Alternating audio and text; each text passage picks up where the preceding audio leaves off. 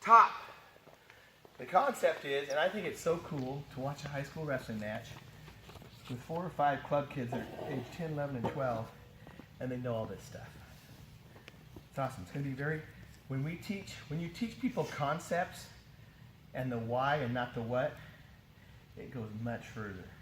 Let me just tell them what. Most coaches nowadays say, hit like this, or throw the ball like this. They don't tell you why.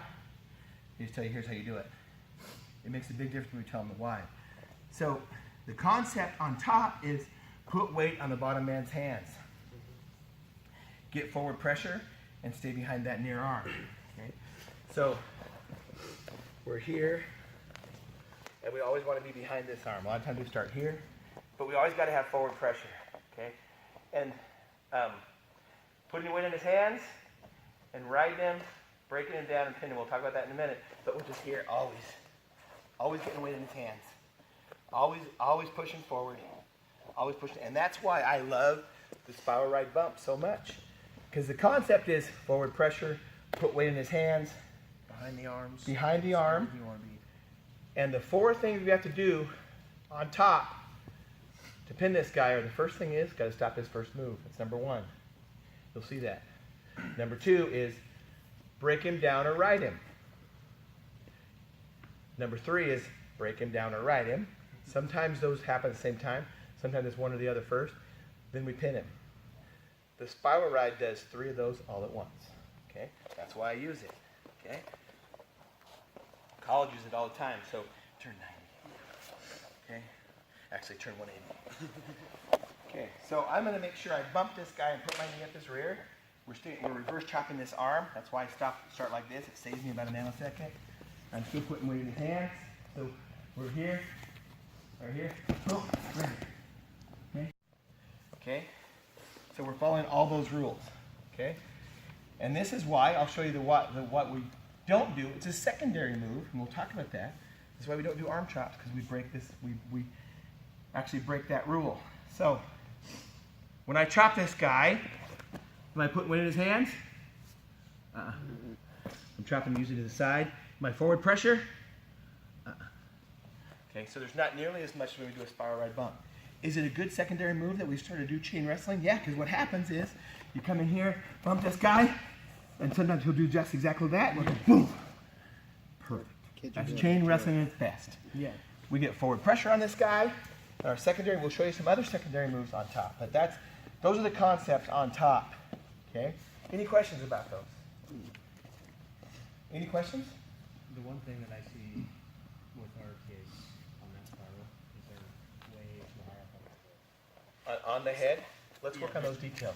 I think one of the things they need to work on too is they gotta tie up a wrist, because they can spiral all they want, but if they don't get wrist tied up, they're not preventing him from really getting away. Breakdown in a minute. Because spiral and then Here's our chain. Here's our chain. So I like head in the hole. Okay. Yeah. And I to keep the head down or here. Okay. So you want to kind of be here right in the hip and keep that head down.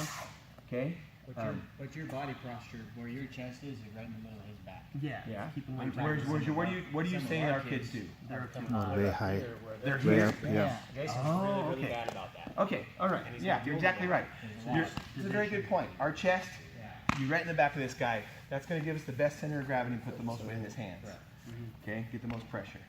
And our chain to this is we're here, boom, spiral right bump, right there. Now we got the wrist, and this always happens.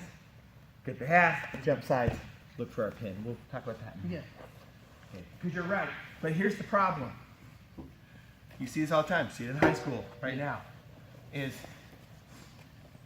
kids start going for this wrist before they're broken down, and it's a mistake. It's a big mistake, because now you've lost the leverage of this hand, and you're starting to try to do stuff like this. You got to bump it up, break this guy down. Before we start pinning this guy, before we start really looking for wrists, unless if he fights hands across his belly, go ahead, fight hands across your belly. Oh yeah. Yeah. Obviously. Yeah. Okay. But they look for it too soon before they're broken down. Yeah. Okay. We got to follow those 3 concepts. Stop his first move. Ride him, break him down, pin. You know, I see with all of our kids. Now, what I can say is they're getting a lot better. Yep. We've taught them, just stay here. And you'll see that the guy just starts getting tired in the third round. And they Yeah. finally pin him. Or they just stay in good position and keep right. This is tiring for him. This is not that tiring for me. Okay. So, but you'll start seeing him start doing this stuff. Here. And I'm not saying this is a bad move, but what I'm saying is usually what happens at all levels, this guy's good enough where he squares up. How many times have we seen our kids here? Or here. Grab this leg. Yeah, there. Yeah. We broke a rule. They are getting better. They're getting better, but we broke a rule. And in my opinion, if we don't break that rule, we might not pin as quickly, but we will win more matches that way. You know, it's a better way to do it. Okay? All right. I like the crossface when we're broken down. I Yeah, don't mind that's it. the key. Crossface Is to cradles, break them down. break them You gotta down. get them to the belly before you cross. That's If exactly you're in right. your base, they can defend it. From their belly, Yeah. they can't. There's very little they can do at least. Yep. Okay. So now if we're on bottom,